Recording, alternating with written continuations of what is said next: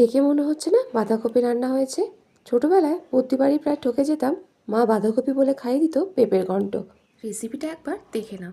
প্রথমে পেঁপেটাকে খোসা ছাড়িয়ে নিয়েছি, ভালো করে ধুয়ে পরিষ্কার করে গ্রেট করে নিয়েছি। জলে সামান্য নুন দিয়ে গ্রেট করে রাখা পেঁপেটা দিয়ে একটু ভাপিয়ে নেব। মাঝারি সাইজের দুটো আলু কেটে নিয়েছি ডুমো ডুমো করে। কড়াইতে সামান্য নুন আর হলুদ দিয়ে আলুগুলোকে ভেজে নেব। আলু ভাজা হয়ে গেলে ওই তেলে দিয়ে দিচ্ছি জিরে তেজপাতা ফোড়ন।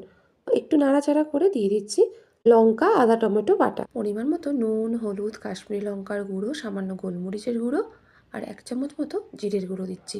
সামান্য জল দিয়ে মশলাটাকে ভালো করে কষিয়ে নেব। ভেজে রাখা আলু আর সেদ্ধ করে জল ঝরিয়ে রাখা পেঁপেটা দিয়ে ভালো করে মিশিয়ে নেব মশলার সাথে। ঢাকা দিয়ে মিডিয়াম টু লো ফ্লেমে পুরো রান্নাটা করে নেব। সামান্য একটু চিনি দিয়ে দেবো। সব শেষে ঘি আর গরম মশলা গুঁড়ো। রান্নাটা খেতে কিন্তু খুব সুন্দর হয়। না বললে কেউ বিশ্বাসই করবে না রেসিপিটা পেঁপের তৈরি। একবার করে দেখো, আশা করি ভালো লাগবে।